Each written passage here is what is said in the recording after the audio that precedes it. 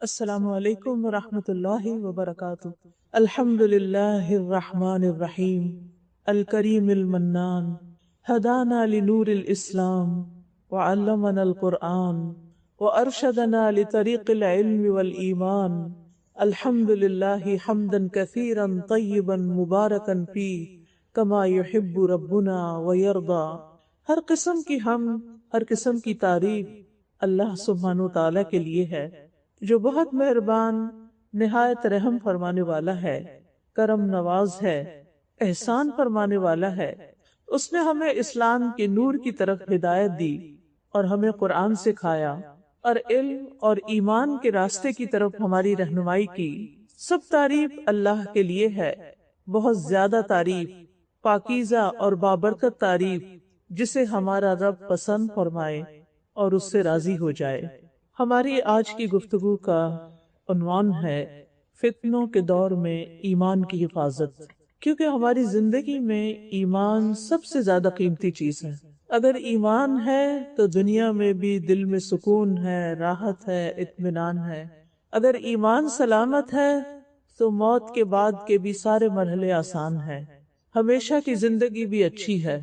اور اگر ایمان نہیں تو پھر کچھ بھی نہیں۔ سب سے بڑا مفلس اور فقیر وہ ہے جس کے پاس ایمان نہیں، اور سب سے زیادہ خوش قسمت وہ ہے جس کے پاس ایمان ہے۔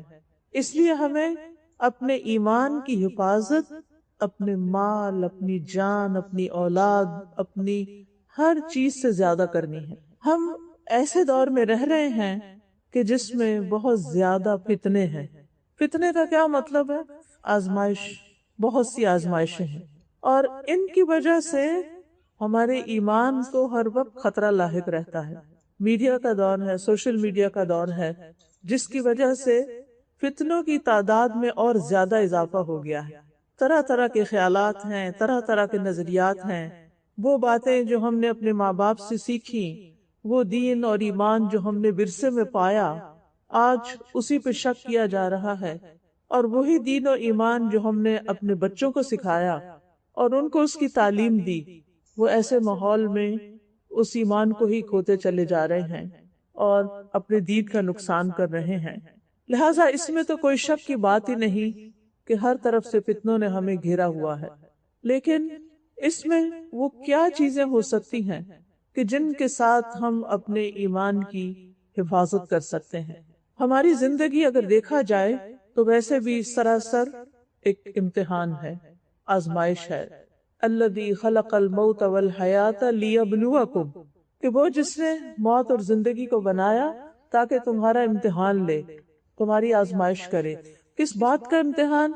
ایکم احسن عملا، کہ تم میں سے احسن عمل کس کے ہے، تم میں سے اچھے کام کون کرتا ہے۔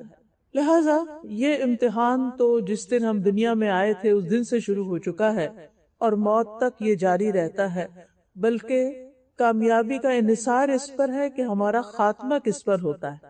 کیونکہ حدیث سے پتہ چلتا ہے کہ ایک شخص ساری زندگی نیک عمل کرتا ہے، لیکن مرنے سے پہلے کچھ ایسے کام کرتا ہے کہ اس کا خاتمہ بالخیر نہیں ہوتا۔ تو اس لیے یہ فکر کی بات ہے، اور ہمیں اس بات کو ایکسپٹ کر لینا چاہیے کہ ہم سب امتحان میں ہیں۔ یہ دنیا ایک بہت بڑا ایگزامینیشن ہال ہے، جس میں ہمارے ہر ایکشن کو، ہماری ہر حرکت کو نوٹ کیا جا رہا ہے کہ ہم کرتے کیا ہیں۔ دنیا کا جب کوئی امتحان دیتے ہیں، آپ ایگزامینیشن ہال میں ہوتے ہیں، آپ 3 گھنٹے میں، 4 گھنٹے میں، جتنا بھی آپ کا ٹائم ہوتا ہے، اس میں آپ جو لکھتے ہیں اس کے بعد آپ آزاد ہوتے ہیں، باہر آ کے آپ فارغ ہو گئے۔ لیکن اس دنیا میں موت تک ہم فارغ نہیں ہو سکتے، ہم اس وقت تک امتحان ہی امتحان میں ہیں۔ لہٰذا بہت ضروری ہے کہ ہم اس بات کا جائزہ لیں کہ ہم اپنے وقت کو کیسے گزار رہے ہیں۔ یہ ایسا نہیں کہ ہمارا امتحان صرف بازار میں ہوتا ہے، یہ ایسا نہیں کہ ہمارا امتحان کسی مسجد میں ہوتا ہے، یہ امتحان ہمارے گھر میں بھی ہے، یہ بازار میں بھی ہے، یہ کسی مال میں بھی ہے، یہ کسی شادی گھر میں بھی ہے، اور یہ مسجد میں بھی ہے۔ ہر لمحہ ہمارے اوپر ایسے کیمراز فٹ ہیں کہ جو ہمارے صرف ظاہر کو نہیں، ہمارے باطن کو بھی کھنگال رہے ہیں کہ ہم کرتے کیا ہیں۔ اس لیے بہت ضروری ہے کہ ہم بہت محتاط زندگی بسر کریں، سوچ سمجھ کر زندگی بسر کریں، اور خاص طور پر ایسے دور میں جس میں اب آزمائشیں ہی زیادہ باقی رہ گئی ہیں، فتنے ہی زیادہ باقی رہ گئے ہیں۔ معاویہ رضی اللہ عنہ کہتے ہیں کہ میں نے نبی صلی اللہ علیہ وسلم سے سنا، آپ فرما رہے تھے دنیا میں صرف آزمائش اور فتنہ ہی باقی رہ گیا ہے۔ یہ 1400 سال پہلے نبی صلی اللہ علیہ وسلم نے فرمایا کہ دنیا میں اب آزمائش اور فتنہ ہی باقی رہ گیا ہے، اور خاص طور پر قیامت کے قریب فتنے زیادہ سے زیادہ ظاہر ہوں گے۔ اس کی بھی نبی صلی اللہ علیہ وسلم نے پیشن گوئی فرما دی۔ صحیح بخاری کی روایت ہے، آپ نے فرمایا قیامت اس وقت تک نہ آئے گی جب تک علم دین اٹھ نہ جائے گا، یعنی لوگوں کی دین کے علم سے کوئی دلچسپی نہیں رہے گی، زلزلوں کی کثرت ہو جائے گی، زمانہ جلدی جلدی گزرنے لگے گا۔ ہم سب ایکسپیرینس کرتے ہیں کہ وقت جو ہے پتہ ہی نہیں چلتا، پتہ نہیں وقت کدھر جا رہا ہے۔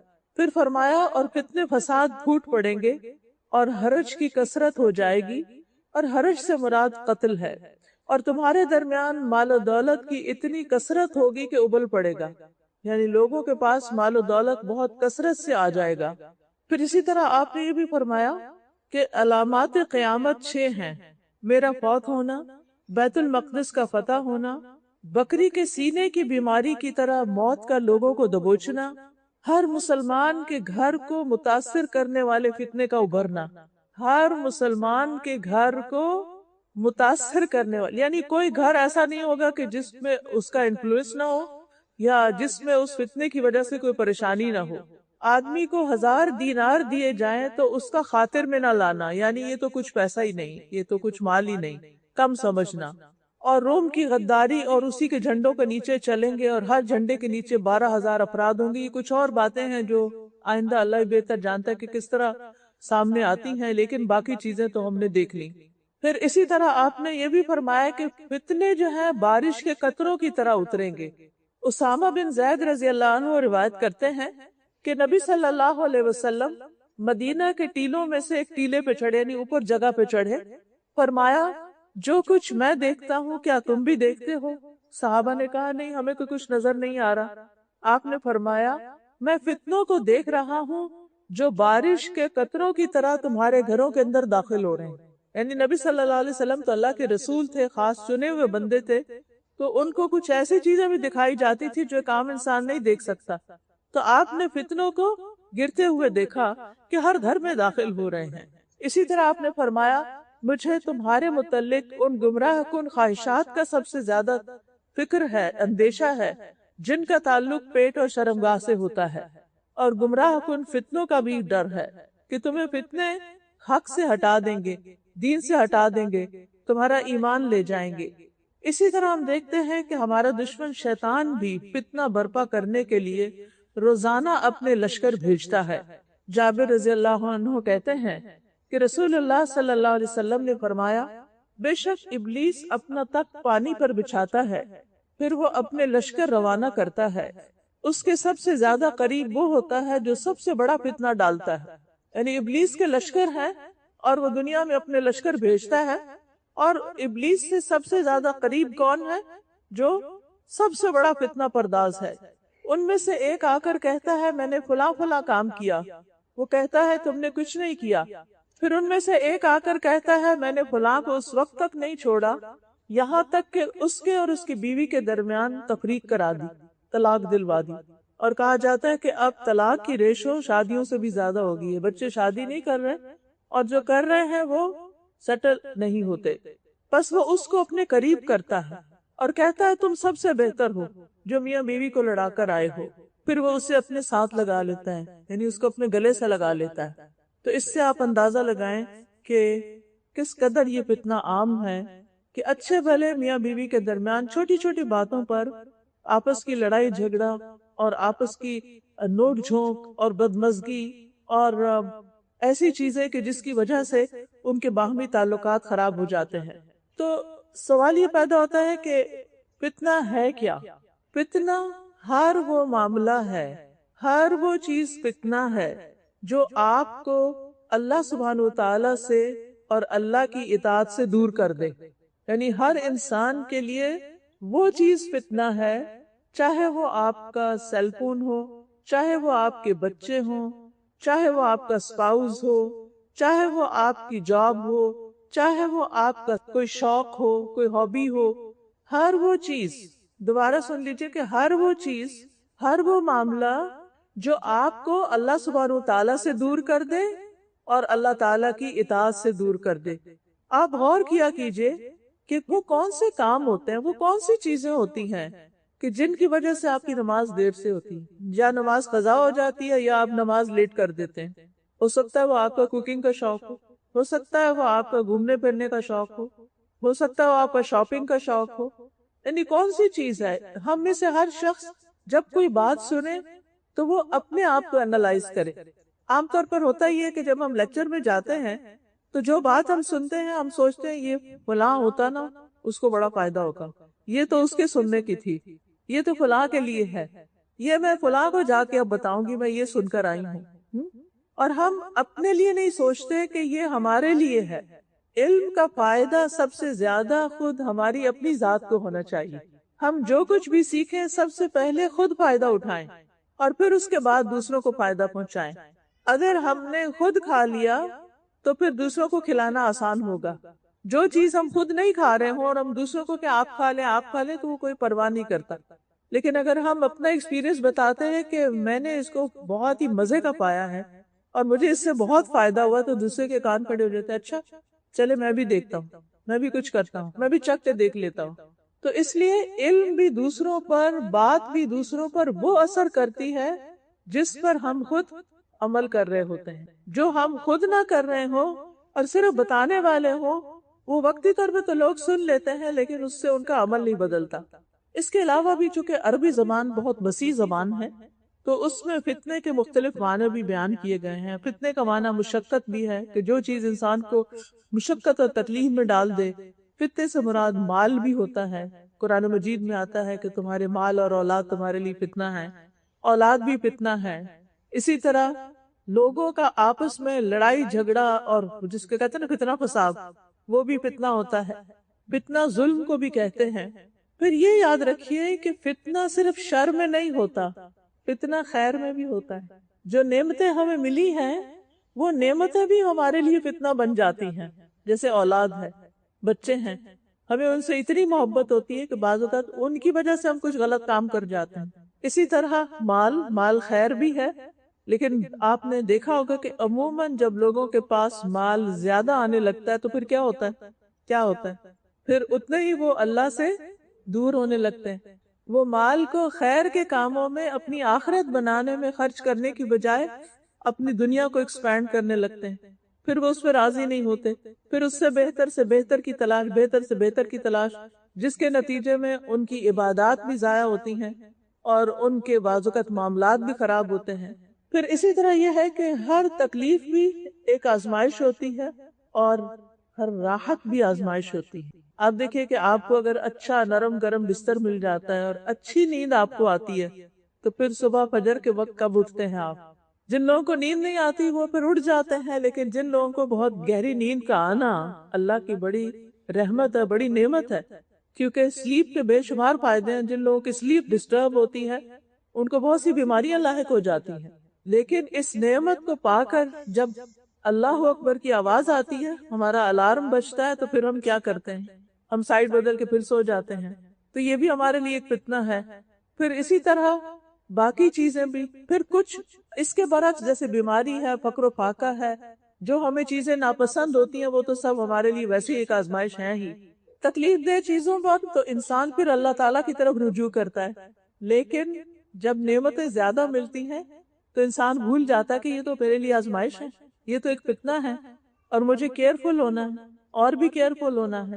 تو ان دونوں چیزوں میں انسان کو اپنے اوپر چیک رکھنے کی ضرورت ہے، اچھے حالات میں بھی اور تکلیف دہ حالت میں بھی۔ عبد الرحمن بن عوف کہتے ہیں ہم رسول اللہ صلی اللہ علیہ وسلم کے ساتھ تکلیف اور تنگی میں آزمائے گئے تو اس پر ہم نے صبر کر لیا، اس کے بعد کشادگی کی حالت اور خوشی میں آزمائے گئے تو ہم صبر نہ کر سکے، یعنی تکلیف سے زیادہ راحت ہمارے لیے آزمائش بن گئی۔ پھر اسی طرح آپ دیکھیے ایک اور چیز بھی، کچھ چیزیں تو سامنے نظر آتی ہیں اور ہم سمجھ بھی پاتے ہیں یہ میرے لیے فتنہ ہے، یہ آزمائش ہے، یہ مجھے اللہ سے دور کرے۔ دیکھیں ایک ہی کرائیٹیریا آپ نے رکھنا ہے سامنے کہ کون سی چیز مجھے اللہ سے دور کر رہی ہے. کیا وہ کوئی انسان ہے، دوست ہے، کوئی مال ہے، کیا چیز ہے، کوئی شوق ہے. تو الرٹ ہو جانا ہے. جہاں بھی آپ اس کی وجہ سے اللہ سے دور ہو رہے ہیں، کوئی نافرمانی کا کام کر رہے ہیں، جو اللہ کو ناراض کرنے والا کام کر رہے ہیں، کچھ چیزیں تو نظر آتی ہیں، لیکن ایک بات اور بھی یاد رکھیے کہ کچھ چیزیں نظر بھی نہیں آتی. کچھ فتنے ہمیں دکھائی بھی نہیں دیتے. کچھ فتنوں کا ہمیں پتہ ہی نہیں چلتا کہ یہ ہمارے لیے فتنہ ہے. وہ تو اور بھی خطرناک بات ہے. آپ دیکھیے کہ اگر آپ کے ہاتھ پہ کوئی پھوڑا نکل آئے تو کیا ہوتا ہے؟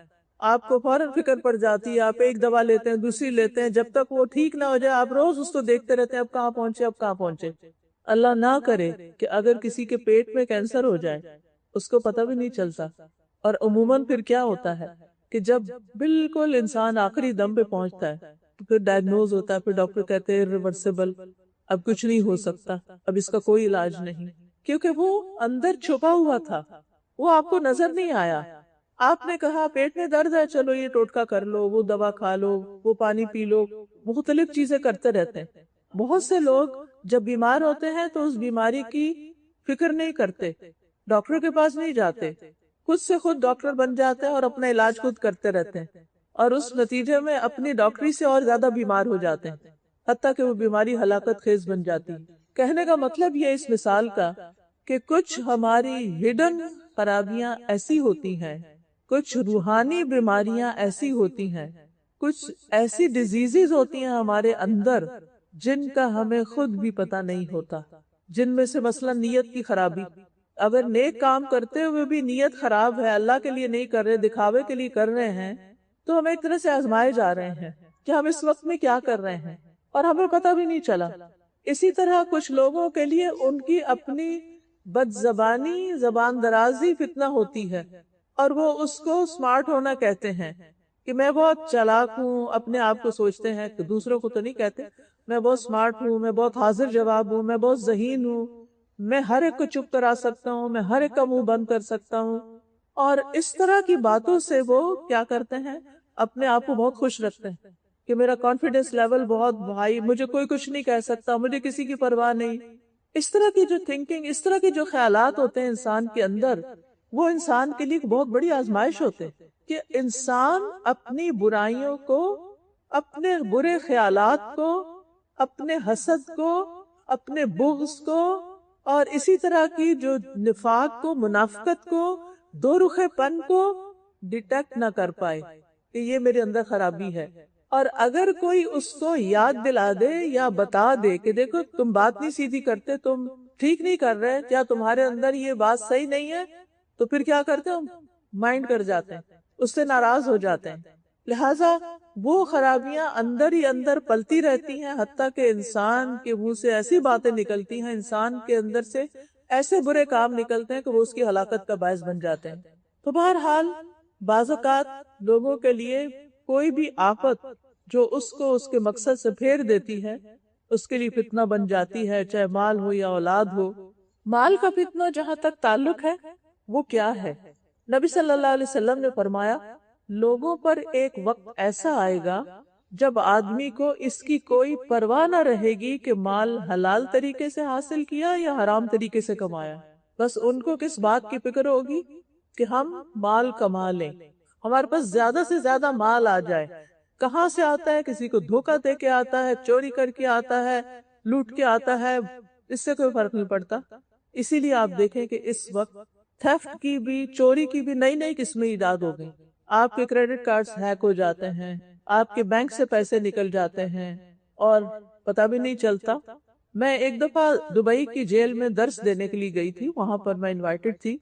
تو وہاں ایک بہت ینگ اسمارٹ لڑکی وہاں پر بیٹھی ہوئی تھی، جو کچھ میں کہہ رہی تھی سر ہلا رہی تھی. اور بعد میں مجھے بہت تجسس ہوا کہ باقی خواتین تو جو بھی تھی، لیکن یہ تو اتنی سمجھدار لڑکی لگ رہی، اس کو کیا مسئلہ ہوا؟ تو جب لیکچر ختم ہوا تو میں نے اس سے بات کی، میں نے کہا کہ تمہیں کیا ہوا، تم یہاں کیسے؟ تو کہنے لگی کہ میں آئی ٹی پروفیشنل تھی اور بس مجھے ایک لت لگ گئی تھی لوگوں کے بینکوں سے پیسے چوری کرنے. کہتی میرا ہسبینڈ بہت ویل ٹو ڈو تھے، جب وہ گھر سے چلے جاتے، صبح جاب پہ چلے جاتے، اور میرے پاس کچھ کرنے کا کام نہیں تھا، میں دبئی میں تھی، کوئی ایسا نیبرہڈ نہیں تھا، کوئی اور مصروفیت نہیں تھی، تو میں کمپیوٹر پہ بیٹھ جاتی اور بیٹھ کے چوری شروع کر دیتے، اور ہر ٹرانزیکشن پر مجھے وہ لذت ملتی کہ جیسے میں نے بہت کچھ اچیو کر لیا ہو۔ اب آپ دیکھیں کہ ایک غلط کام ہے اور انسان کو اسی کا نشہ ہو گیا، اس کی ایڈکشن ہو گئی۔ لیکن چور آخر کتنے دن تک چوری کر سکتا؟ اس کی چوری تو کھل کے رہتی۔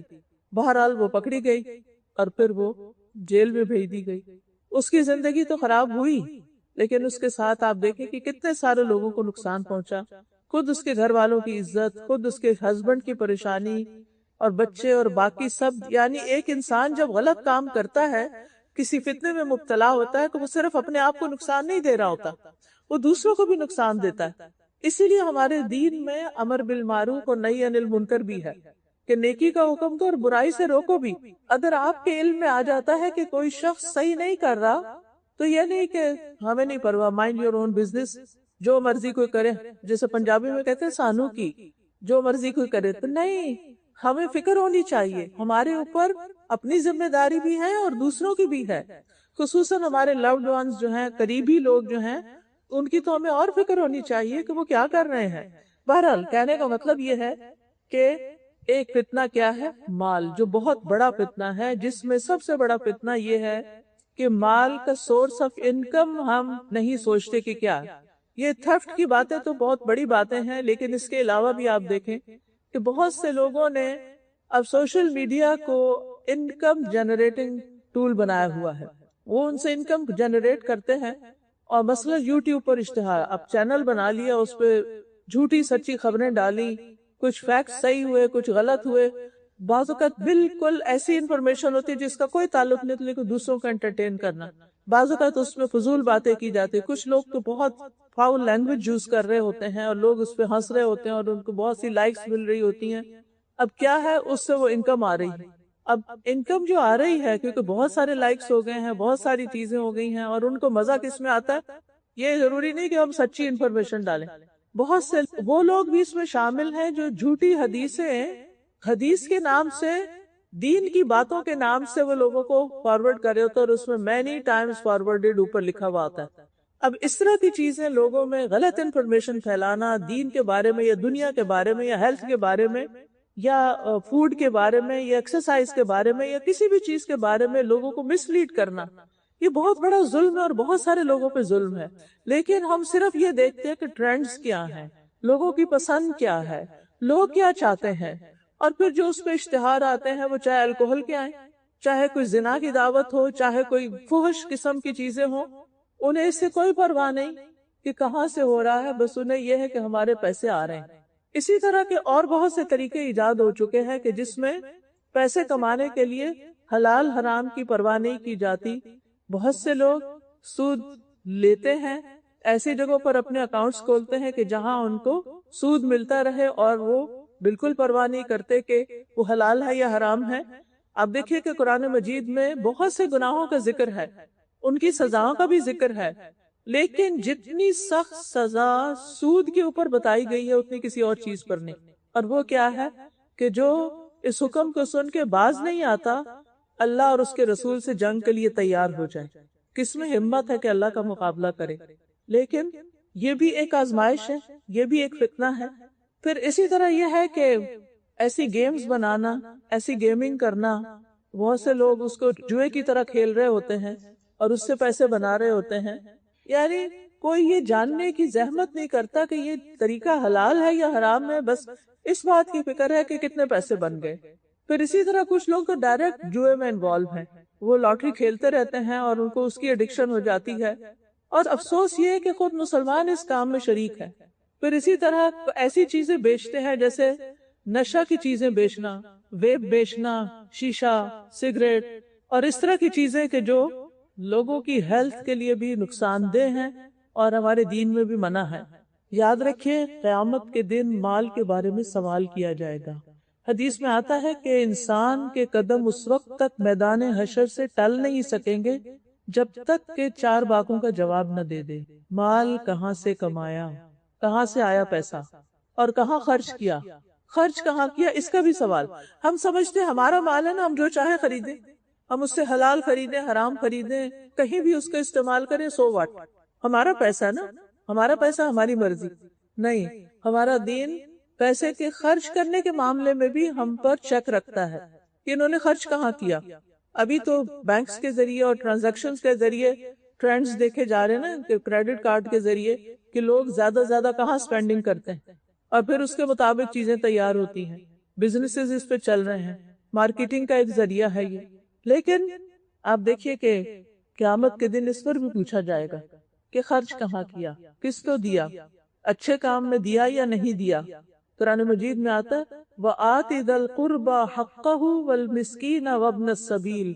یہ ان لوگوں کے لیے بہتر ہے، یعنی آتِ ذَا الْقُرْبَى حَقَّهُ وَالْمِسْكِينَ، رشتہ دار کو اس کا حق دو، چاہے وہ غریب ہے امیر ہے، والدین کو دو، اولاد کو دو، رشتہ داروں کو دو، بیوی کا نان نفقہ دو. وَآتِ ذَا الْقُرْبَى حَقَّهُ وَالْمِسْكِينَ، اور اس کے بعد پھر مسکینوں کی خبر لو، جو تمہارے رشتہ داروں میں یا ویسے ضرورت مند ہیں ان کو دو، اور وابن السبیل مسافروں کو دو.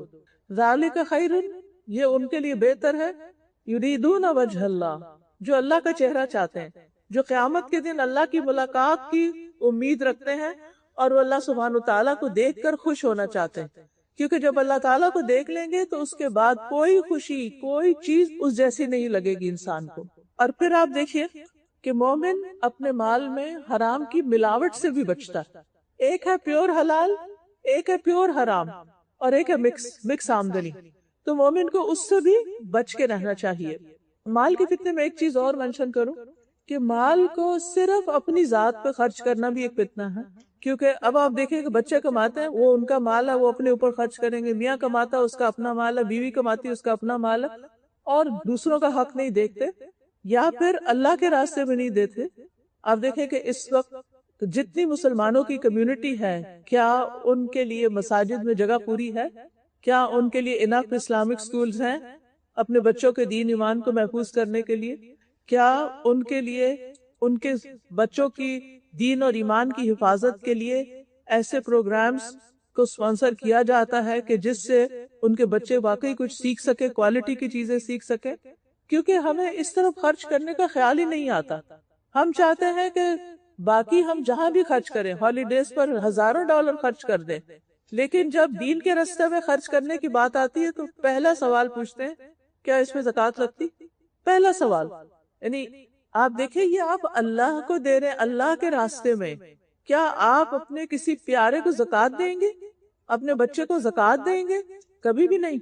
اپنے بچے پہ تو اپنا سب سے زیادہ پسندیدہ مال خرچ کریں گے. مائیں کیا کرتی ہیں؟ اپنی جیولری سنبھال کے کس کے لیے رکھ دیتی ہیں؟ اپنے ہی بچوں کے لیے. خود پہننے کا شوق بھی ہوتا ہے تو کہیں نہیں گھس جائے گی، خراب ہو جائے گی، یہ بچوں کے کام آئے گی. ہم اپنے لیے اور اپنے بچوں اور اپنے خاندان کے لیے تو یہ کرتے ہیں، لیکن جب مسجد میں دینے کی باری آتی ہے، ابھی ریسنٹلی الہدا مسجد کا کارپیٹ چینج کرنا تھا، تو جو ہی اناؤنس ہوا تو لوگوں نے پوچھا کہ کیا زکوٰۃ لگے گی اس میں؟ میں نے کہا مسجد کو زکوٰۃ دو، اللہ کے گھر کو زکوٰۃ دو. کیونکہ ہم اس کے علاوہ سمجھتے ہی نہیں کہ اس مال میں اور بھی حق ہے کسی کا، زکوٰۃ کے علاوہ بھی حق ہے. حدیث میں آتا ہے کہ انسان کے مال میں زکوٰۃ کے علاوہ بھی حق ہے، لیکن ہم اس حق کا خیال ہی نہیں کرتے. اور یہ بھی ایک فتنہ ہے کہ اپنی ذات پہ تو خرچ کرنا، لیکن اپنے رشتہ داروں پہ خرچ نہیں کرنا. اپنے بچوں پہ تو خرچ کرنا، لیکن غریب، یتیم، مسکین کے بچے پہ خرچ نہیں کرنا.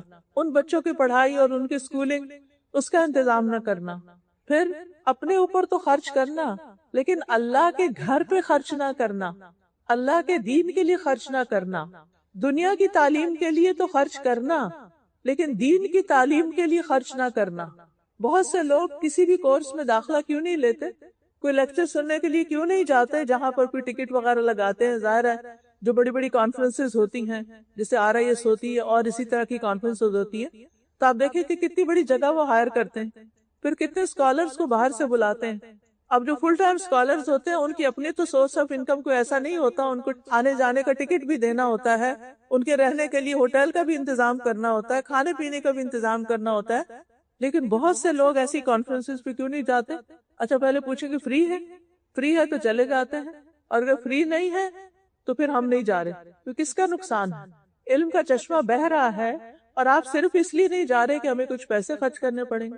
آپ دیکھیں کہ جو مال آپ اللہ کے راستے میں دیتے ہیں اس کے بارے میں قرآن ہمیں کیا بتاتا ہے. مثل الذین ينفقون اموالهم فی سبیل اللہ کمثل حبۃ انبتت 7 سنابل فی کل سنبلۃ 100 حبہ واللہ یضاعف لمن یشاء۔ ان لوگوں کی مثال جو اللہ کے راستے میں مال دیتے ہیں، یعنی مسجد کو دیتے ہیں، کسی مدرسہ کو دیتے ہیں، کہ دین کے کاز کے لیے دیتے ہیں، کوئی اسلامک لٹریچر بانٹتے ہیں، کوئی اور اسی طرح کے کام کرتے ہیں، ان کی مثال ایسی ہے جیسے ایک دانہ بویا جائے جس سے 7 بالیاں نکلے، ہر بالی میں 100 دانے ہوں، ایک دانہ 700 دانے بن جائے۔ ایک چھوٹا سا گندم کا دانہ آپ لگاتے ہیں اور اس سے 700 دانے بن جائے، اتنا زیادہ اللہ تعالیٰ اس کو بڑھا دیتا ہے۔ اور پھر ساتھ ہی فرمایا کہ اللہ تعالیٰ جس کے لیے چاہتا ہے اور بڑھا دیتا ہے، یعنی 700 سے بھی زیادہ دیتا ہے۔ لیکن ہمیں یا تو علم نہیں ہوتا، یا پھر ہم اس کی برکت اور اس کے فیض اور اس کے ثواب کو نہیں جانتے، یا ہمارا آخرت پر یقین نہیں، یا پھر ہمارا اللہ سبحانہ وتعالیٰ کی بات پر یقین نہیں کہ وہ ہمیں واقعی دے گا۔ کیونکہ جہاں ہمیں یقین ہوتا کہ یہاں انویسٹ کرنے سے آپ کی آمدنی میں اضافہ ہوگا، ہم بے دریغ انویسٹ کر دیتے ہیں۔ لیکن جہاں یہ ہے کہ پتہ نہیں ہوگا، کہ پتہ نہیں، تو پھر ہم سوچتے ہیں اچھا 50-50 ہے، اچھا کر لیتا ہوں، اچھا نہیں، اچھا کر لوں، اچھا نہیں، اسی ڈاواں ڈول سچویشن میں رہتے ہیں۔ لیکن جہاں یقین ہو، اور اللہ سے بڑھ کے سچی بات کس کی ہو سکتی، جہاں یقین ہوتا ہے وہاں ہم وہ کام خوشی سے پھر کر لیتے ہیں، اور ایسے لوگ کل قیامت کے دن اپنے اجر سامنے پائیں گے، یعنی اللہ تعالیٰ کے ہاں۔ پھر اسی طرح مال کے علاوہ ایک اور چیز فتنہ ہے، اور وہ ہے عہدوں کا فتنہ، عہدہ، قیادت، لیڈرشپ۔ اب دیکھیں کہ اکثر جو مسلمانوں کی آرگنائزیشنز ہوتی ہیں وہ فلرش کیوں نہیں کر پاتی، وہ آگے کیوں نہیں بڑھ پاتی؟ بنیادی وجہ کیا ہوتی ہے؟ وہ لیڈرشپ کا شوق، اور پھر اس کی لیگ پولنگ، اور پھر آپس کے جھگڑے، فساد۔ کتنی مسجدیں ایسی ہوں گی جن کا آپ نے شاید سنا ہو کہ ان کے جو چلانے والے ہیں، بورڈ ممبرانز ہیں، ان میں اختلاف ہے، لڑائی جھگڑے ہیں، مسجد کے نمازیوں میں آپس میں گروہ بندی بنی ہوئی ہے، یا اسی طرح جو اسلامک ادارے ہیں، آرگنائزیشنز ہیں، ان کے اندر فتنہ فساد ہے۔ یہ ایک بہت بڑا فتنہ ہے۔ ہم دین کا کام کسی عہدے کے لیے نہ کریں، نمایاں ہونے کے لیے نہ کریں کہ میری کوئی سے بنے، مجھے لوگ پسند کریں، میری لیڈرشپ ہو، میں لوگوں کو کنٹرول کروں۔ ہرگز بھی یہ تمنا نہیں ہونی چاہیے۔ حدیث میں آتا ہے سید القوم خادمہم، جو قوم کا سردار ہوتا ہے وہ تو ان کا خادم ہوتا ہے، اس کو تو خدمت کرنی ہوتی ہے، اسے تو دوسروں کے کام آنا ہوتا ہے۔ لیکن بہت سے لوگ اس لڑائی میں، اس چپکلش میں نیکی کا کام ہی چھوڑ دیتے ہیں، بد دل ہو کے وہ ادارہ ہی چھوڑ دیتے ہیں اور اپنے آپ کو وڈرا کر لیتے ہیں۔ اور پھر شیطان اس چیز کو اتنا خوشنما بنا کے پیش کرتا ہے کہ لوگ کوئی کام کرنا ہی نہیں چاہتے جب تک ان کو کوئی پوزیشن نہ ملے، اور اس چیز کے شوق میں رہتے ہیں۔ اور پھر پاور کنٹرول، کہ پاور ہماری ہو، ہمارا کنٹرول ہو، ہماری سے ہو، ہماری مرضی ہو۔ اب آپ خود سوچیں کہ جس کام میں کوئی ٹیم ورک نہیں ہوتا، جس میں کوئی مشورہ نہیں ہوتا، جس میں ایک دوسرے کا خیال نہیں رکھا جاتا، پھر اس کام میں برکت کہاں سے ہو سکتی ہے؟ پھر اسی طرح یہ ہے کہ ایک اور فتنہ جو علم کا فتنہ ہے۔ علم کے فتنے میں کیا ہے کہ صرف دکھاوے کا علم حاصل کرنا، یعنی بڑی بڑی ڈگریاں صرف اس لیے لی جا رہی ہیں کہ اگر ڈگری بڑی ہوگی تو رشتہ اچھا ہوگا، اس کا کوئی یوز نہیں۔ بعض بچیاں ڈاکٹر بن جاتی ہیں لیکن ایک دن بھی پریکٹس نہیں کرتی۔ اب وہ آپ دیکھیں کہ ماں باپ نے فیس دی، یا آپ نے قرضہ اٹھایا، یا کسی بھی طرح جو کیا، اس کے بعد آپ نے اس علم کو استعمال ہی نہیں کرا۔ یہ وبال جان نے کہ آپ نے اپنے دن اور رات کتابیں پڑھ پڑھ کے لگائیں، ایکسپیریمنٹس کیے، گورنمنٹ نے آپ پہ خرچ کیا، آپ نے خود اپنے پہ کیا، ماں باپ نے کیا، اپنے آپ کو ایک مصیبت میں ڈالے رکھا، اور پھر اس کے بعد آؤٹ کم کیا ہوا؟ نتیجہ کیا نکلا؟ کچھ بھی نہیں۔ تو پہلے ہی سوچ سمجھ کے اس فیلڈ میں قدم رکھنا چاہیے تھا، نہ کہ صرف دکھانے کے لیے۔ تو یاد رکھیے، کوئی بھی علم چاہے دین کا ہو یا دنیا کا ہو، اس کو دکھانے کے لیے حاصل نہیں کرنا چاہیے، صرف شو آف کرنے کے لیے نہیں، دوسروں کو امپریس کرنے کے لیے نہیں کہ میرے پاس فلاں اور فلاں ڈگری ہے، یا پھر یہ کہ میرا سی وی ایسا ہے۔ اور آپ دیکھیں کہ اس وقت لوگوں کے سی وی لمبے سے لمبے ہوتے چلے جا رہے ہیں، ایک پیج نہیں، 2 3 4 پوری بک بنا لیتے ہیں اب سی وی کی۔ کہیں ہاتھ بھی لگایا تو وہ بھی لکھ دیں گے کہ میں نے خیر کا ہاتھ کسی کے سر پہ رکھا تھا، فلاں چیریٹی میں $5 دیے تھے۔ بہرحال تو اس میں آپ دیکھیے کہ یہ ساری چیزیں اتنا کچھ ہونے کے باوجود بھی جب آپ کسی کو ہائر کرتے ہیں، جو لوگ آپ میں سے ایسے کام پر ہوں گے، تو آپ دیکھیں گے کہ لوگوں کے اندر کام کی کوالٹی کوئی نہیں۔ بڑی بڑی ڈگریاں ہیں لیکن کرنے کا کام ہی نہیں آتا، بالکل جاہل ان پڑھ کی طرح ہے۔ تو ایسے پڑھائی کا کیا فائدہ کہ جس سے آپ نے زندگی میں فائدہ نہیں اٹھایا، کیونکہ قیامت کے دن پھر انسان سے پوچھا جائے گا کہ جو علم تم نے حاصل کیا اس پر عمل کتنا کیا، یعنی اسے کتنا فائدہ اٹھایا، خود فائدہ اٹھایا یا دوسروں کو فائدہ پہنچایا۔ پھر آپ دیکھیے ڈس انفارمیشن، غلط خبریں پہنچانا، لوگوں کو غلط باتیں بتانا، من گھڑت حدیثیں سنانا، سنی سنائی باتیں لوگوں میں پھیلانا، دین کے بارے میں جھوٹی باتیں آگے بغیر تحقیق کے، بغیر ریسرچ کے، بغیر اوتھینٹیکیشن کے، جو سنی بات کہیں سے فلاں یہ کہہ رہا تھا آگے بتا دی، ایسا بھی نہیں ہونا چاہیے۔ اور پھر آپ دیکھیے کہ آج کل تو وہ ایسی چیزیں کتنا بن چکی ہیں کہ ایک غلط بات کوئی کرتا ہے اور پھر اس کو اتنا اشتہار اس کا دے دیا جاتا ہے کہ لاکھوں ویوز ہو جاتے ہیں اس کے، اور سب لوگوں کا دماغ خراب ہو جاتا ہے اس کو دیکھ دیکھ کے، وہ سمجھتے ہیں حق یہی ہے، جبکہ وہ لوگوں کو عین گمراہ کرنے والی باتیں ہوتی ہیں۔ تو اس لیے ہم سب پر لازم ہے کہ مستند اور صحیح طریقے سے دین کا علم حاصل کرے تاکہ اس فتنے سے ہماری حفاظت ہو سکے۔ پھر اسی طرح جدید دور کے فتنوں میں سے ایک فتنہ عورت بھی بن گئی ہے۔ آپ دیکھیے کتنے ہی گھر اس وجہ سے ڈسٹرب ہوتے ہیں جب ایسی عورتیں مردوں کے پیچھے پڑ جاتی ہیں کہ جن کی بعضوں کا شادی نہیں ہوتی اور بعضوں کی شادی ہوئی بھی ہوتی۔ آپ دیکھیے کہ کتنی ہی خواتین ایسی ہیں کہ جن کی ازدواجی زندگی جہنم بن گئی ہے کہ ان کے شوہر ان میں کوئی دلچسپی نہیں لیتے، بیوی سے بات کرتے ہیں تو ڈانٹ ڈپٹ کے، اور باہر کی عورتوں سے بات کرتے ہیں تو ہنس ہنس کے۔ پھر آپ دیکھیے کہ گھر میں بھی آتے ہیں تو موبائل ساتھ ہے، واش روم میں جا رہے ہیں تو موبائل ساتھ ہے، کمرے میں آ رہے ہیں تو چاہتے مجھے پرائیویسی چاہیے، میرا آفس کا بہت کام ہے، اور پھر موبائل کھول کے بیٹھ جاتے ہیں۔ رات کو بیوی کی طرف سے منہ موڑ کے دوسری طرف منہ کر لیا، اور جب تک نیند نہیں آتی موبائل پہ کچھ نہ کچھ فضولیات دیکھتے چلے جاتے ہیں، اور پھر اس کے بعد یہ کہ بغیر اللہ کا ذکر کیے، بغیر کوئی دعا مانگے سو جاتے ہیں۔ انسان کو نہیں پتا ہوتا کہ آج کی رات سونے کے بعد میں دوبارہ اٹھوں گا بھی یا نہیں۔ ہم سو کے جب اٹھتے ہیں تو دعا کرتے ہیں، الحمدللہ الذی احیانا بعد ما اماتنا والیہ النشور۔ سب شکر، سب تعریف اللہ کی ہے کہ جس نے ہمیں زندگی بخشی، اس کے بعد کہ ہم مر چکے تھے، یعنی نیند جو ہے وہ موت کی بہن ہے۔ اسی طرح آپ دیکھیے کہ فون پر سکرولنگ کا فتنہ، اس کے بارے میں ایک ریسرچ آئی ہے کہ ایک عام انسان دن میں 90 منٹ سکرولنگ کرتا ہے۔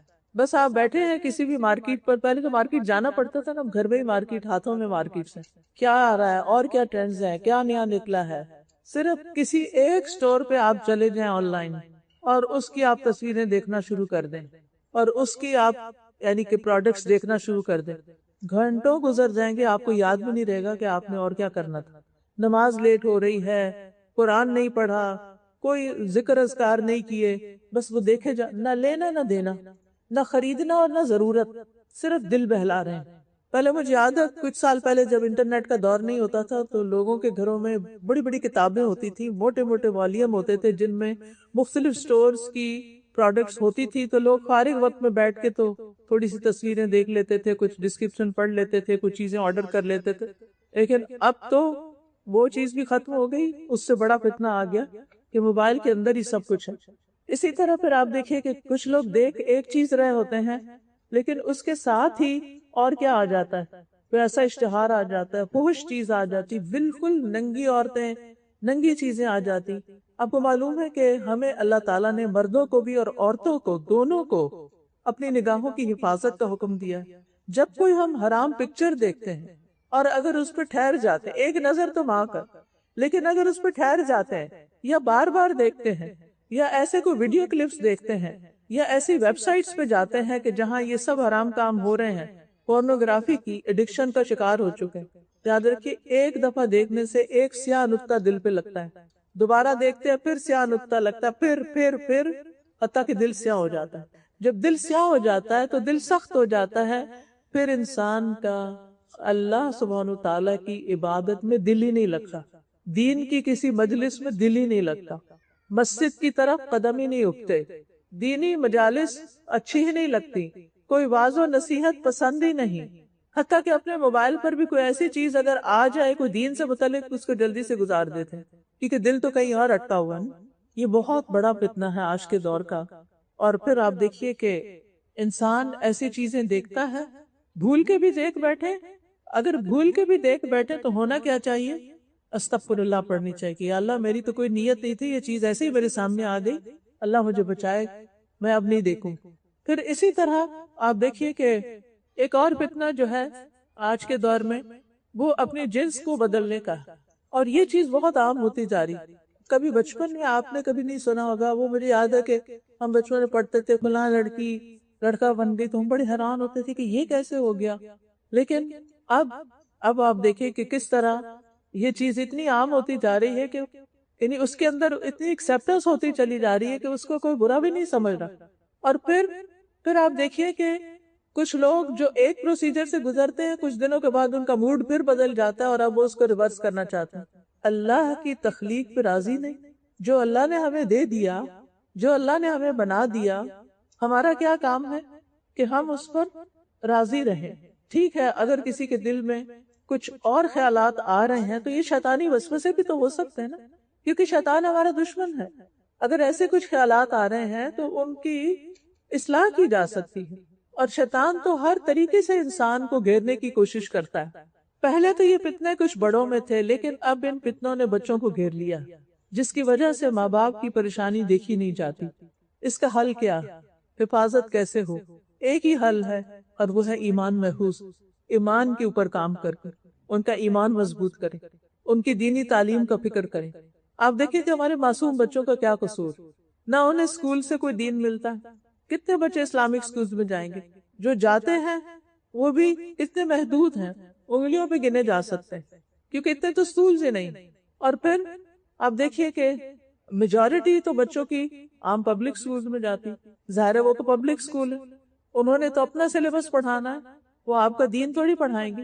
بچوں کو ہم مسجد نہیں لے کے جاتے، کیونکہ اب اسکول سے وہ تھکے میں آئے ہیں، اب ہمارے پاس ٹائم نہیں ہے، اب ہم نے ان کو جم لے کے جانا ہے، اب ہم نے ان کو سوئمنگ پہ لے کے جانا ہے، ابھی ہم نے ان کو باسکٹ بال کے لیے لے کے جانا ہے۔ نتیجہ کیا ہوتا ہے؟ مسجد جانے کا کوئی ٹائم نہیں، نہ اسکول نہ مسجد۔ تیسرا رہ جاتا گھر، گھر میں نہ باپ نے دین پڑھ رکھا ہے نہ ماں نے پڑھا ہوا ہے، کیونکہ ان کے ماں باپ نے ان کو کوئی دینی تعلیم کا انتظام نہیں کیا تھا۔ جو بچپن میں کئی اسکولوں میں اسلامیات وغیرہ پڑھ لی، اس کے علاوہ کچھ نہیں سیکھا۔ اب سوچئے کہ اس نیکسٹ جنریشن کا حال کیا ہوگا، جس کو نہ دین پڑھے ہوئے ماں باپ ملے، کہ گھر میں بھی کوئی دینی تعلیم نہیں ملی، سوائے ڈانٹ ڈپٹ کے اٹھو نماز پڑھ لو، یہ رٹ لو وہ رٹ لو، نہ گھر میں کچھ ملا نہ مسجد میں کچھ ملا۔ مسجدوں میں بھی عام طور پہ کیا ہوتا ہے، بچوں کے ناظرہ کی کلاسز تو ہو رہی ہیں، حفظ پروگرامز چل رہے ہیں، کتنی مساجد میں بچوں کو قرآن سمجھانے کا بھی کوئی راستہ نکلا ہوا ہے، کوئی طریقہ ہے؟ بہت کم، نہ ہونے کے برابر۔ مسجدوں میں بزرگوں کے پروگرام ہو رہے ہیں، یوتھ کے پروگرام کتنے ہیں جس میں واقعی ان کو کوئی ان کے دین سے متعلق، ایمان سے متعلق سالڈ نالج دیا جائے۔ ہم کہتے نہیں پھر بچوں کو اگر ہم یہ نہیں کریں گے تو وہ، یعنی کہ مسجد وغیرہ بھی جائیں یا کسی اسلامک اسکول بھی جائیں تو عام طور پر ہم ان کو انٹرٹین کرنے میں زیادہ وقت لگاتے ہیں کہ یہ کلرنگ کر لیں، یہ آرٹ اینڈ کرافٹ کر لیں، یہ سیکھ لیں، یہ وہ سیکھ لیں۔ بھئی دین کا علم کہاں ہے؟ ٹھیک ہے ان کو کھلائیں، ان کو کھیلنے دیں، ان کے ساتھ باتیں کریں، ان کو سٹوری ٹیلنگ کریں، لیکن ان کو دین بھی تو بتائیں۔ آپ سروے کر کے دیکھ لیجئے کہ آپ ان سے پوچھئے کہ ایمان کے ارکان کتنے ہیں، بچے نہیں بتا سکیں گے۔ ان کو پوچھئے کہ اسلام کے ارکان کتنے ہیں، بچے نہیں بتا سکتے۔ یہ تو بنیادی دو اینٹیں ہیں نا، اور تیسری احسان کیا ہے؟ جبریل علیہ السلام آئے تھے یہ 3 کوسچن لے کے نبی صلی اللہ علیہ وسلم سے پوچھنے، دین سکھائے۔ یہ ہمارا دین ان 3 چیزوں کے اندر، ایمان اور عبادات، اللہ کے ساتھ تعلق، اور احسان بندوں کے ساتھ تعلق۔ تو جب ہمارے بچے دین کے علم کو جانے گے ہی نہیں، سلمان رشدی کا نام آپ کو سنا ہوگا، سب کو معلوم ہے، وہ بیسیکلی انڈین مسلم تھا۔ وہ اپنے ایک ویڈیو کلپ میں کہتا ہے کہ بچپن میں میرے فادر مجھے مسجد لے جاتے تھے، ساری نماز عربی میں ہوتی تھی اور مجھے کچھ سمجھ نہیں آتی تھی۔ پھر عید کا خطبہ ہوتا تھا تو میں پوچھتا تھا یہ کیا کہہ رہے ہیں، وہ بھی عربی میں ہوتا تھا۔ میرے والد کہتے جو یہ کر رہے ہیں نا بس ویسے ہی کرتے جاؤ، یعنی ویسے ہی ایکشنز کر لو۔ تو میں نے سوچا کہ جن باتوں کی مجھے سمجھ نہیں آتی میں اس دین کو کیوں اختیار کروں، تو میں نے دین چھوڑ دیا کیونکہ مجھے سمجھ ہی نہیں آتی تھی۔ آج کتنے ہی بچے یہ کہتے ہیں کیا عربک میں قرآن پڑھنا ضروری ہے؟ کہتے ہیں نا، مجھ سے تو بہت سے بچوں نے پوچھا کیا عربک میں پڑھنا ضروری ہے، ہمیں کچھ سمجھ تو آتا نہیں۔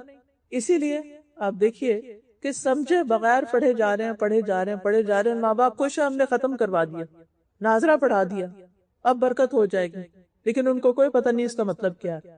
یہاں کے بچے آنکھیں بند کر کے چیزیں نہیں لیتے، وہ فتنوں سے گرے ہوئے ہیں، ان کے بہت سے چیلنجز ہیں، آپ کو انہیں ٹائم دینا ہے، آپ کو ان کو وقت دینا ہے، آپ کو انہیں محبت دینی ہے، آپ کو انہیں اسلام کی خوبصورت تصویر دکھانی ہے، آپ نے انہیں اللہ کی معرفت، اللہ کی پہچان دینی ہے، آپ نے ان کو پروفٹ کی سٹوری سنانی ہے، پروفٹ کی سنت بتانی ہے، آپ نے ان کو آخرت کے بارے میں بتانا ہے، آپ نے ان کو قرآن کا مطلب سمجھانا ہے۔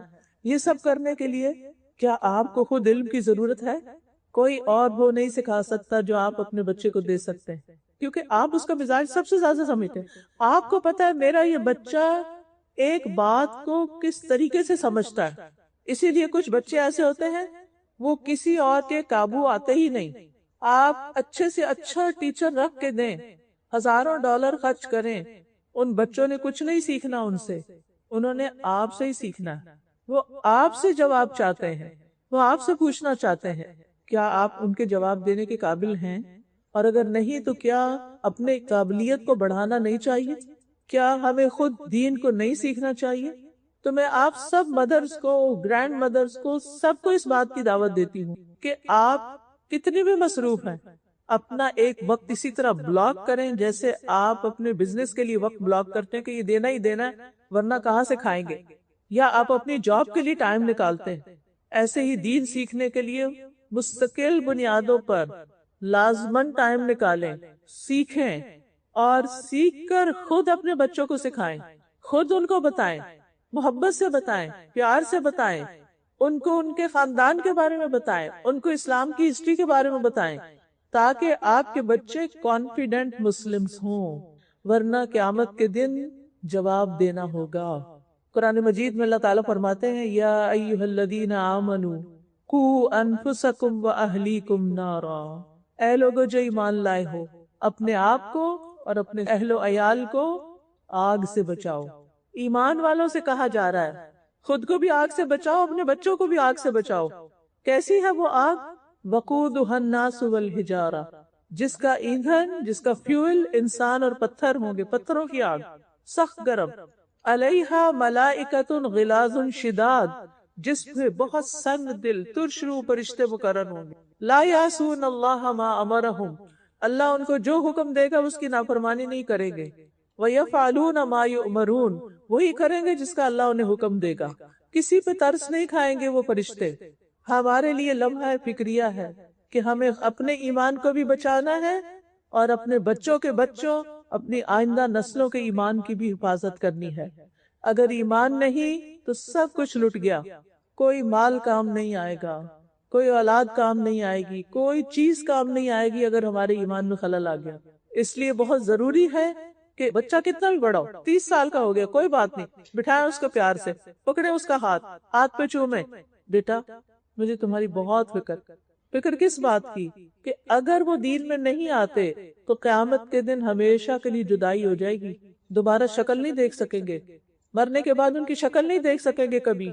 قیامت کے دن تو ایسی آپت آپی ہوگی، یوم یفر المرء من اخیہ وامہ وابیہ وصاحبتہ وبنیہ، جس دن ہر شخص بھاگے گا، ہر شخص بھاگے گا کس چیز سے؟ اپنے بیٹے سے، اپنی بیوی سے، اپنے بھائی سے، سب سے بھاگے گا، اپنے ماں سے، اپنے باپ سے، سب رشتوں کو چھوڑ دے گا۔ ہر شخص کو اپنا حال پڑا ہوگا، نفسی نفسی، پیغمبر بھی یہی کہیں گے، نفسی نفسی، ہر ایک کو اپنی جان کی فکر ہوگی۔ یہ دنیا میں وقت ہے کہ اپنے پیاروں کو بچائیں، دنیا میں وقت ہے کہ دین خود بھی سیکھیں، اپنے ایمان کی حفاظت کریں اور اپنی نسلوں کی حفاظت کی فکر کریں۔ دنیا کا جتنا بھی مال آپ نے کما لیا، جتنا بھی اچھا لائف سٹائل اختیار کر لیا، جتنی بھی اچھی آپ کی لکس ہو گئی، جتنا بھی اچھا آپ کا خوبصورت گھر ہو گیا، سب پیچھے رہ جائے گا، کسی چیز نے ساتھ نہیں جانا۔ ایمان ساتھ جائے گا، عمل صالح ساتھ جائے گا، نیک عمل ساتھ جائیں گے، ان کے لیے وقت نکالیں۔ پھر آپ دیکھیں کہ ایک اور فتنہ کیا ہے؟ دل کا مردہ ہو جانا، کسی چیز میں دل نہ لگنا، یعنی کسی برائی کو برائی نہ سمجھنا، کسی نیکی کو نیکی نہ سمجھنا، اچھائیوں اور برائیوں کا نہ پہچاننا، اور پھر خواہشات کا غلبہ ہو جانا، یعنی صرف وہ کرنا جو اچھا لگتا ہے، کھانے میں صرف وہ کھانا جس کا مزہ لگتا ہے، پہننے میں وہ پہننا جو بس مجھے اچھا لگتا ہے۔ کیا واقعی ہمارا یہی معیار ہونا چاہیے کہ ہم اپنے دل کی مرضی پہ چلتے رہیں ہر چیز میں؟ نہیں، ہمیں یہ دیکھنا ہے کیا ہماری صحت کے لیے اچھا ہے، جس کی وجہ سے ہم اللہ کی عبادت اچھے سے کر سکیں۔ کون سا لباس ایسا ہونا چاہیے کہ جس کو پہن کے ہم صحیح طور پر نماز ادا کر سکیں۔ ہمیں بات کیسے کرنی چاہیے کسی سے کہ جس سے ہمارا رب ہم سے ناراض نہ ہو، کسی کو لک ڈاؤن نہ کرے، کسی کو حقیر نہ سمجھے، کسی پہ ظلم نہ کرے، کسی کی عزت کے اوپر حملہ نہ کرے۔ پھر آپ دیکھیں ایک اور فتنہ ہے دنیا کی چمک دمک کا فتنہ، ایک سے ایک نئی چیز، ایک سے ایک نئی چیز۔ صرف کسی ایک دکان میں بھی گھس جائیں تو اتنی ورائٹی ہوگی چیزوں کی، چاہے وہ فوڈ کی ہے، چاہے وہ آپ کے ڈریسز کی ہے، چاہے وہ پرس ہے، چاہے وہ یعنی یو نیم اٹ۔ اور بہت سے لوگ دل لگانے کے لیے، دل بہلانے کے لیے پھر ایسا ہی کرتے ہیں، جب کاموں سے فارغ ہوتے ہیں پھر چلو تھوڑا سا مال کا چکر لگاتے ہیں، واک بھی ہو جائے گی۔ لیکن اصل مسئلہ واک نہیں ہے، اصل مسئلہ کیا ہے؟ کچھ اور ہے۔ وہاں ہی دل کیوں لگتا ہے؟ اللہ کی قدرت جا کے دیکھے، پارک میں اتنا اچھا موسم ہے، وہاں جا کے واک کرے، جہاں اللہ کی نشانیاں نظر آئے، اللہ کی عظمت دل میں بیٹھے، اس کی ہیبت دل میں آئے، اس کی محبت دل میں آئے، اور اس کے ساتھ باتیں کریں، اپنی روحانی صحت کو بہتر بنائیں۔ پھر اسی طرح آپ دیکھیے کہ اخلاقیات کے بارے میں مختلف فتنے، یعنی لوگوں کے ساتھ جو معاملات ہیں ہمارے، اپنے رشتہ داروں کے ساتھ، اپنے گھر والوں کے ساتھ، اپنے بچوں کے ساتھ، اور بچوں کے آپس میں ریلیشن شپ، ان پر نظر ڈالیں وہ کیسے ہیں، ان کی کتنی اصلاح کی ضرورت ہے۔ اور پھر سب سے بڑا فتنہ دجال کا فتنہ، یعنی فتنے تو ہیں ہی لیکن سب سے بڑا فتنہ دجال کا فتنہ ہے۔ جب وہ باہر آ جائے، ابھی دجال آیا نہیں، جب آئے گا تو کیا حال ہوگا؟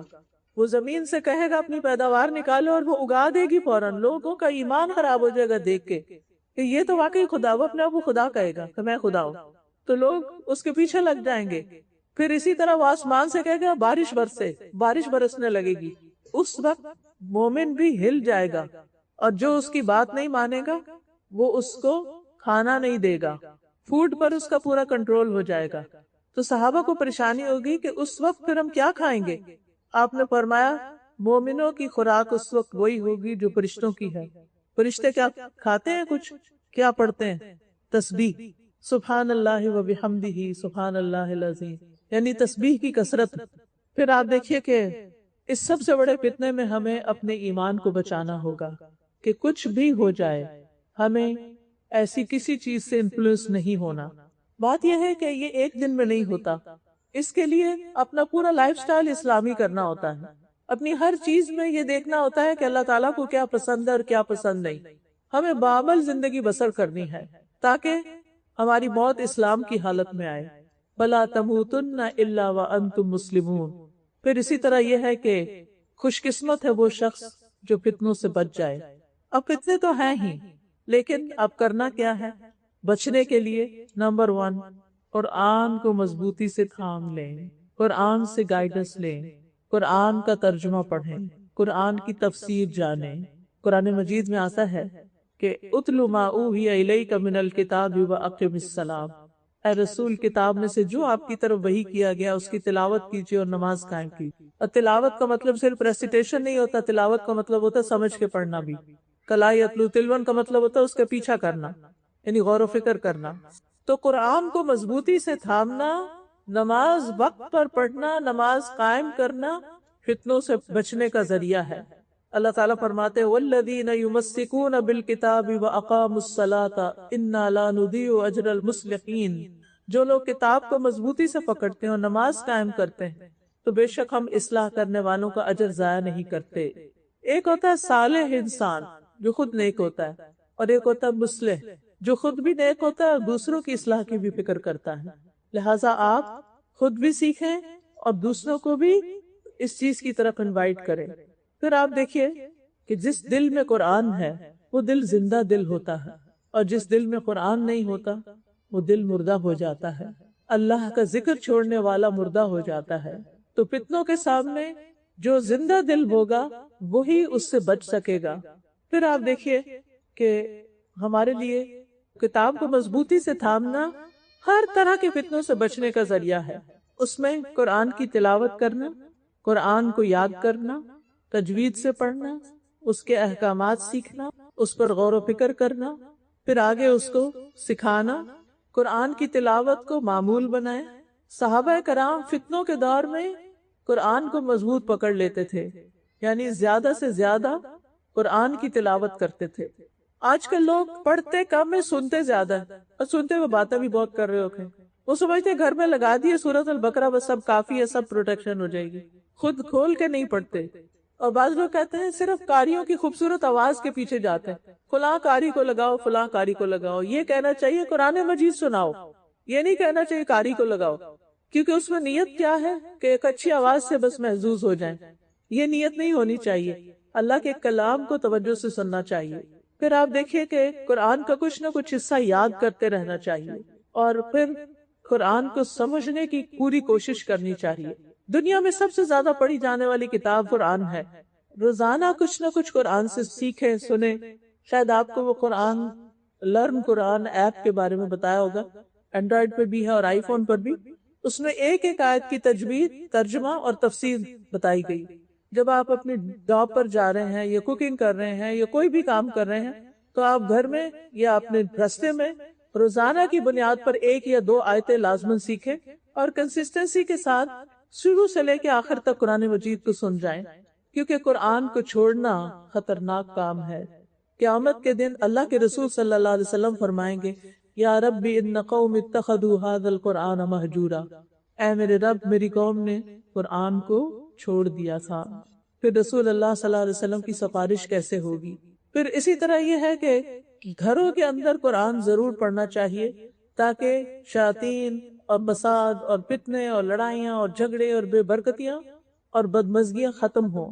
پھر اسی طرح آپ دیکھیے کہ جس گھر میں قرآن نہیں پڑھا جاتا اس گھر کی خیر و برکت کم ہو جاتی ہے۔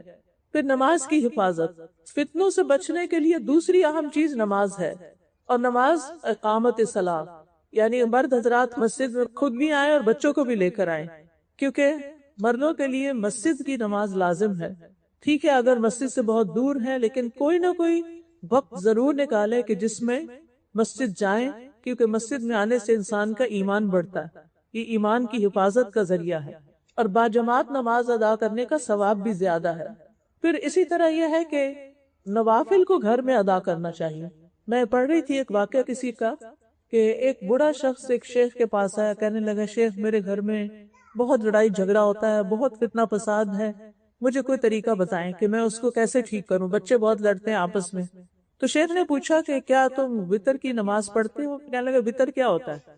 اچھا یہ بتاؤ چاشت کی نماز پڑھتے ہو؟ کہنے لگا چاشت کیا ہوتا ہے؟